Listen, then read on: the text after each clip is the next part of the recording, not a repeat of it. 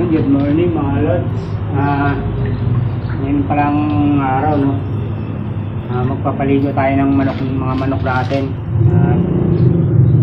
I-breed na ulit natin yung mga babae. So kailangan na natin muna silang paliguan, tapos pupurgayin natin sila, balik natin sa dating kondisyon nila. So ngayon pala, ito yung timba. Pati yung mga lalaki ko na rin, si Wapty Gold tsaka yung gray natin, paliliguan ko na rin. So ang ginagamit kong pang paligo, ito, wash out. So mag-wash out muna tayo mga lods.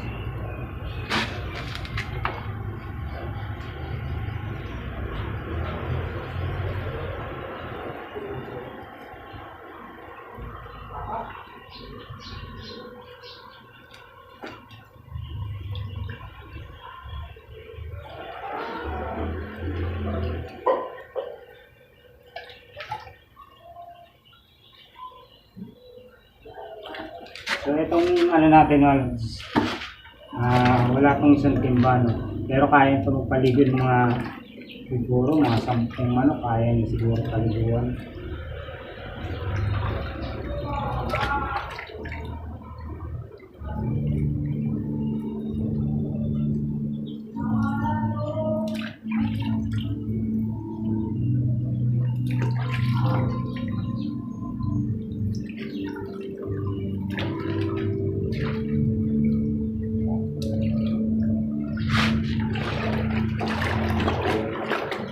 Ayun lang natin, tapos kunin na natin yung mga manok natin. So ayun mga lods, so ito yung Gilmore natin. Ito yung dadalhin natin sa Bulacan. So hindi pa natin nadadala kasi nga wala pa tayong time papunta ron. Dadalhin natin sa kapatid. So bulto na rin yung katawan nito mga lods.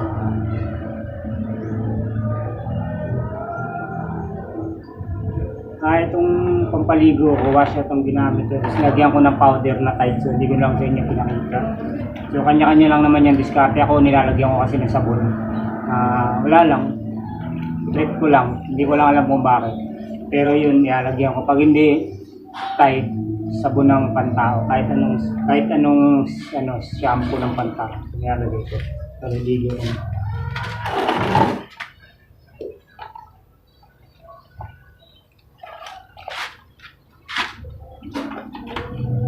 Mga pakpak na to, ginaganyan ko ito mga lods para mabasa siya. Pag may sabon kasi mga lods, mabango sila, kumikintan sa labog balahibo nila.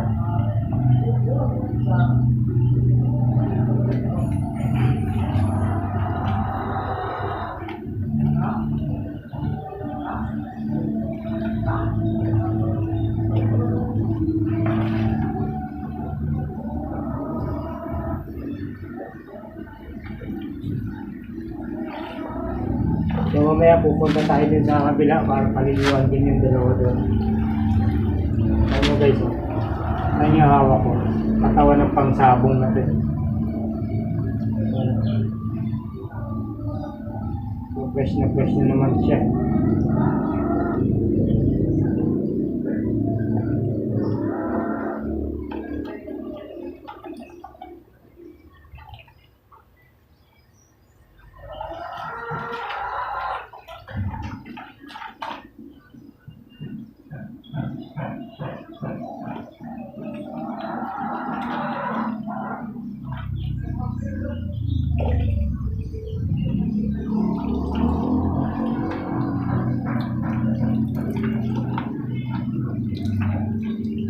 Kapag may sabon kasi guys, mas maganda mabango sila.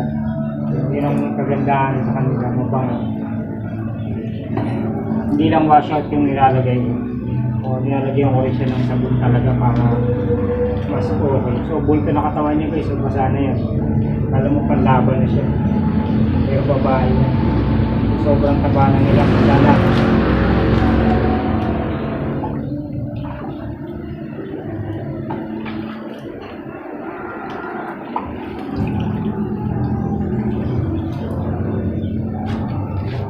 Ito na guys, more natin. So, kunin natin yung isa. Ito yung isa. Ah? Live ka ah. Palingguan natin.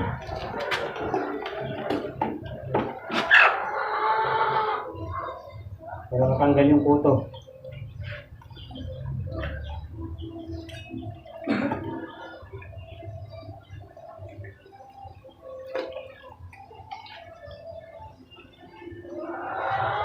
Tanggal kuto.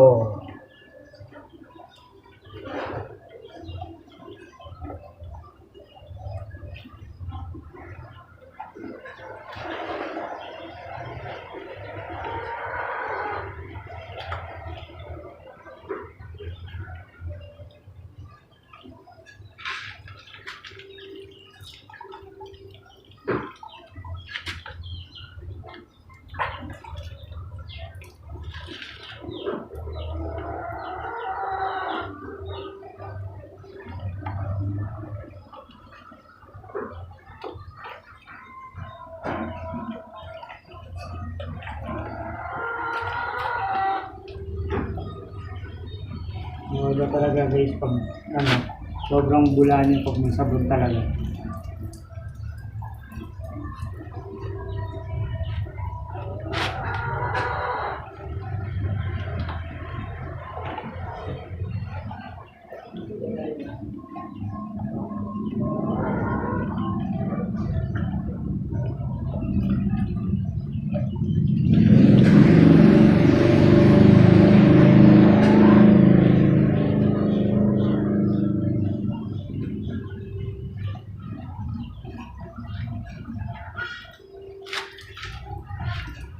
Yan mga lods, oh.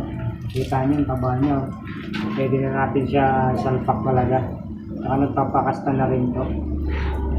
So hindi ko lang pa ginagamit kasi nga hindi pa siya napupol, ganito sa naliliguan. So ngayon naliliguan na sila.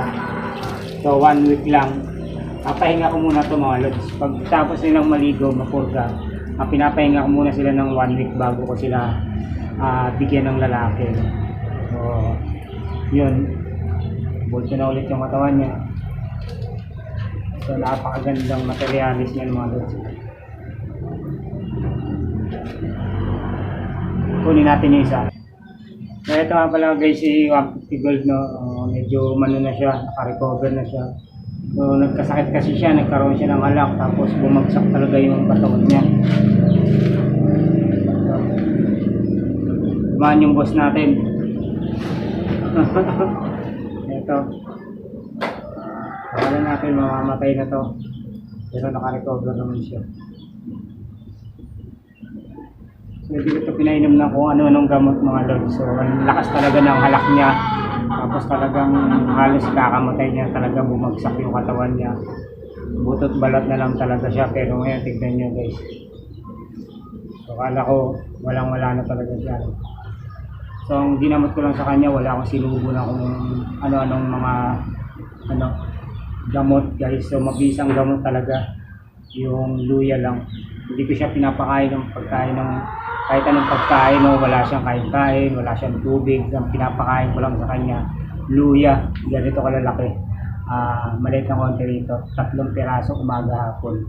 So yun na yung pinakapagkain niya sa sa araw-araw.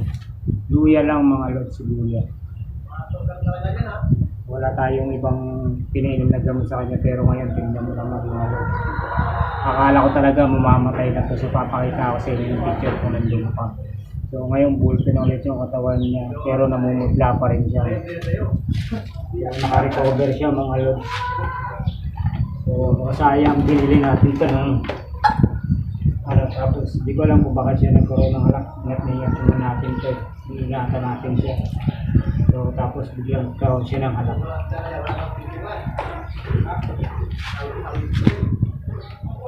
Hindi natin alam bakit siya ganun. Ingat naman tayo kayo. Tigil nyo. Kasi ayaw ko talaga nagkakasakit yung manok sa... Ibay na yung manok na hindi dumaan sa sakit. Kasi siya talagang wala na akong pag-asang maubuhay siya. Pero yun, Salamat sa idol natin na Steam Pop, no. Yun lang yung nakatulong sa atin kung paano gamot sa may mga halak na sipon. Tapos yung ano niya, yung ulo niya, so nagkaroon siya ng bulutong, ayan, no, callback. So ang pinaingin ko lang din sa kanya, paminta lang din. So araw-araw paminta. Yung pisong paminta, araw-araw. Ngayon, basa na siya, pero kita niyo yung katawan niya, lumulobo pa rin. So, di na natin alam na magbuhay pa to, no? Pero, talagang pinagtyagaan ko siya, guys. So, hindi na ako makaniwala na nagkaroon siya ng ganun. Samantala, di naman siya nauulanan dito.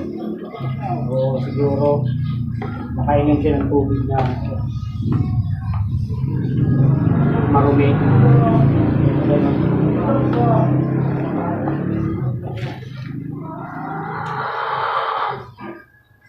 Natin si Juan, si Gold.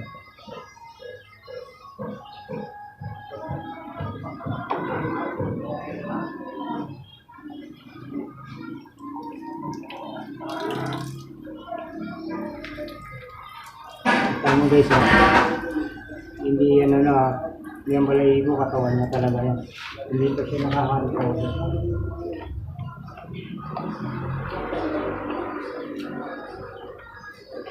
Grabe halak nito mga lods. Dinukot ko yung muna niya ng balahibo niya. So, talagang alas di na siya makahinga talaga yan. Hindi ko alam. Ang ginamit ka lang sa kanya, luya. Luya lang mga lods talaga. Pero bahala kayo kung susundan niyo yung alam niyo naman ang mga sipon at saka halak. Napakahirap gamutin. Kahit anong gamot na yung sinubo mo sa kanya. So minsan hindi pa rin talaga nakakagaling. Pero siguro yung iba kasi ang pagpainom kasi ng gamot hindi lang isang beses, hindi lang 2 beses. So tuloy-tuloy yun 5 days hanggang 4 days. Doon gagaling yung mga manok. Yung painumin mo siya ng Amtil, Doxilac. So gano'n kailangan straight. Wala tayong budget. Kasi nga wala pa tayong pera nung nagkasakit siya. So luya lang nagdala nito mga lods. Luya lang.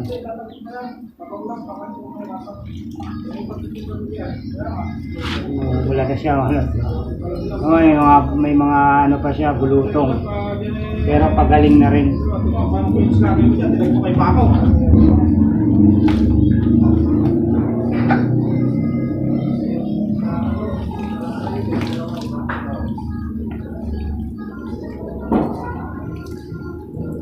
So sa comment nyo lang kung yung proseso ko nung pinainom ko yung luya, no? Comment nyo lang diyan sa mga may sipon, may halak na manok na hirap-hirap gamutin, no? So mag-comment lang kayo diyan para masagot natin yun.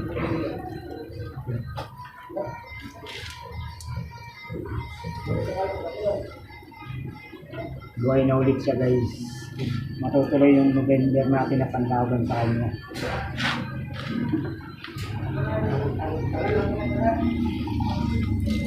Buhay na si 150 Gold. Tayo guys.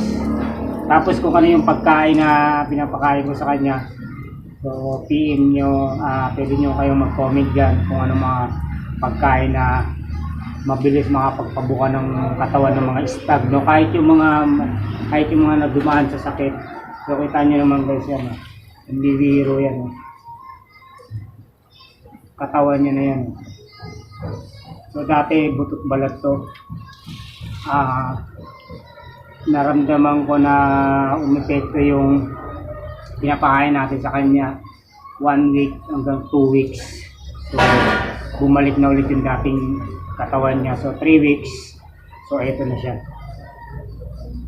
Wala pa tong injectable. Okay, paalam ka na. So ito pala guys,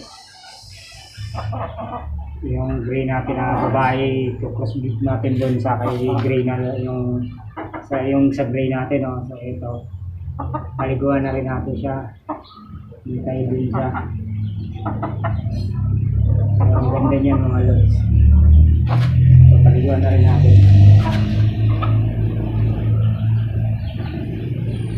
may mga sisiw to na matay lang, so hindi natin halagyan. So yung 5 sisiw natin, hindi muna natin paliguan. Siguro mga pag 2 months na siguro, siguro pag naka 3 weeks na siguro sa kanila natin sila paliguan. Pero ang sisiglan niya mga lods, wala silang bagsak yung pakpak.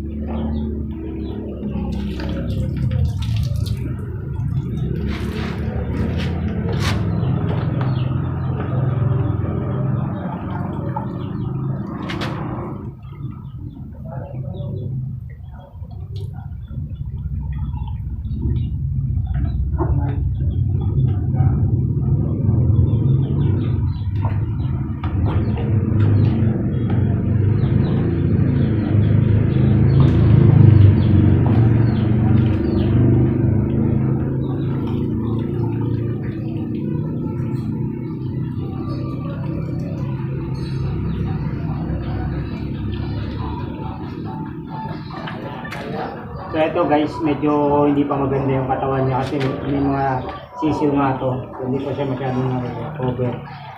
Nakaiwalay lang natin pero namatay na lahat ng sisiw nito. So pero gusto na rin niya magpakas ng sa kanya. Maliit pa yung katawan niya. Hindi pa natin nagpupunta. Hindi na rin pa natin nagpupunta. Ligo lang muna. Bright din yung mata nito mga lods eh. Napakagandang inahin. Malisay natin.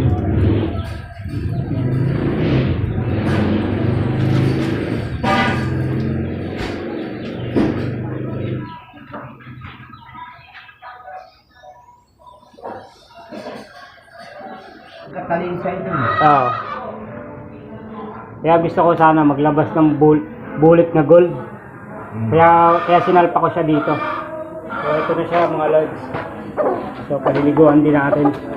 Dito na rin yung katawan niya. Was out. So ito, gwapo ni bulag natin. Oh. So 3 taon na to mga lods. 2 times winner. So dali natin to ng Bulacan para doon sa yung sa itim natin at saka dun sa Gilmore natin. So isasalpak natin ito dun. So para maglabas siya ng dark na gold. So ito may uban siya mga lods, si uban. So ito napakagwapo niya mga lods. So paliliguan na rin natin. Sanay naman to sa ligo mga lods kaya hindi ko masyado mapigdas. Lagi ko itong nilamusan.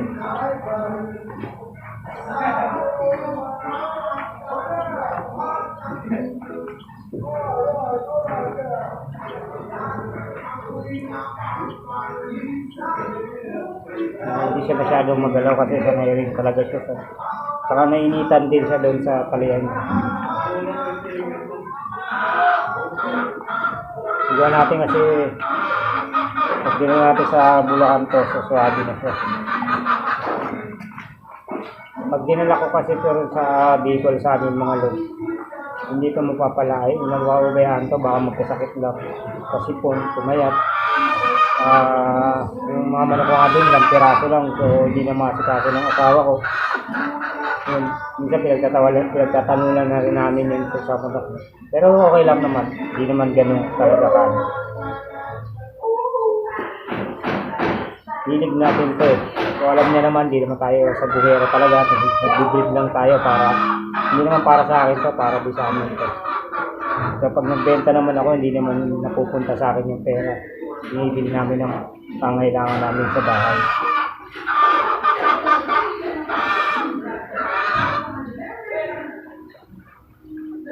Gapo talaga nito mga lods.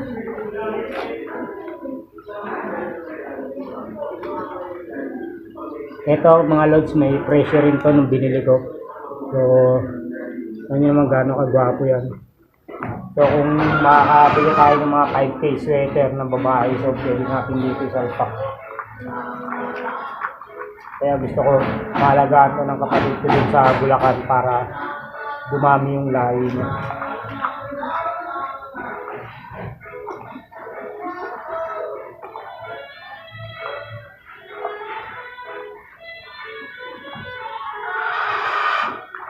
Ito, tuwan-tuwa ito pag naliligo sa mga lods. Hindi ito umaalis sa tubig. Napakabait ng manok na to, pero criminal to.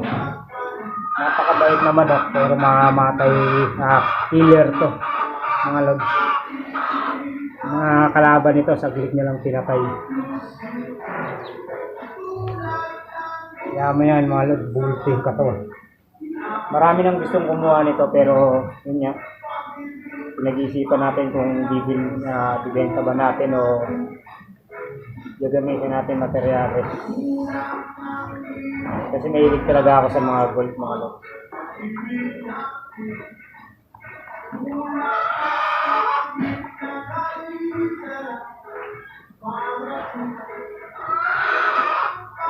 Ngayon lang ulit pala ako nakapag-vlog, mga lods, kasi hindi tayo makapunta kung sa Burautan at sa mga market ng mga manok kasi wala tayong budget.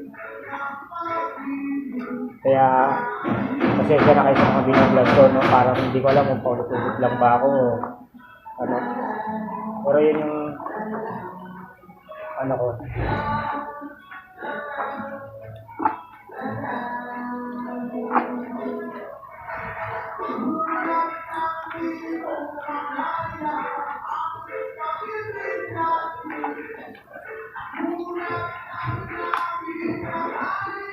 Napakagwapo niya, mga lods.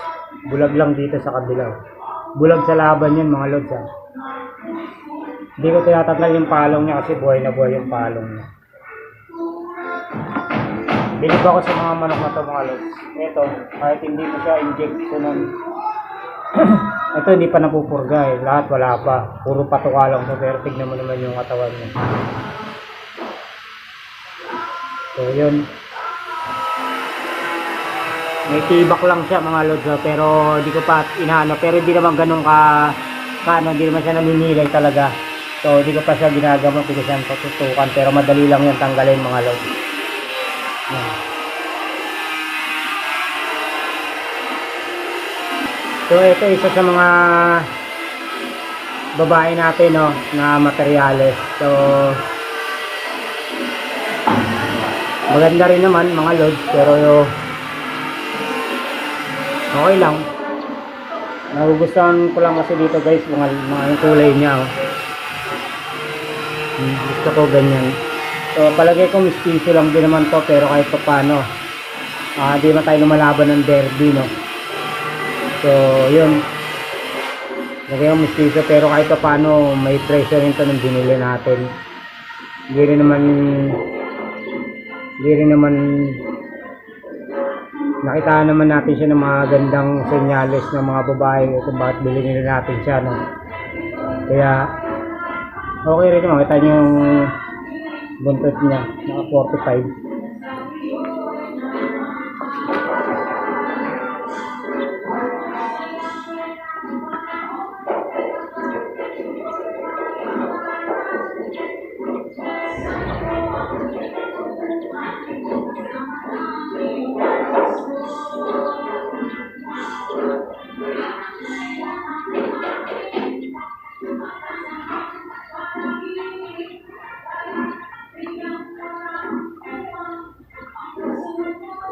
Tapos na tayo magpaligo ng mga manok natin, no? So uuwi na tayo kasi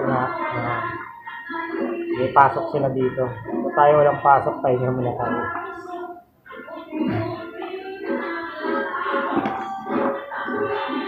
Ito hindi siya sanay paliguan, mga lods. Kaya medyo magalaw siya.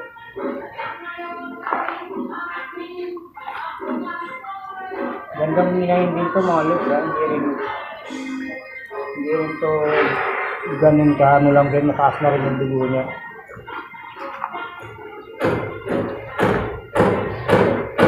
Ito, lahat ng itlog nito walang similya. So, hindi ko lang alam, hindi ko lang natututukan talaga. Kaya nung ina natin, lahat ng incubator ko, wala talagang similya.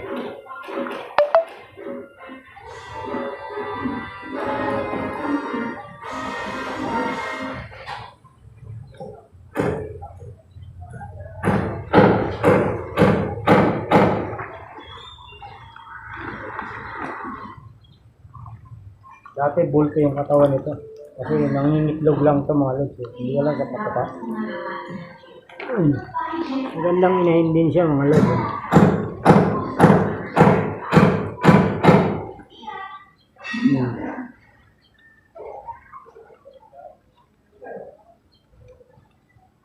Yan mga lods, hanggang dito na lang muna tayo. No?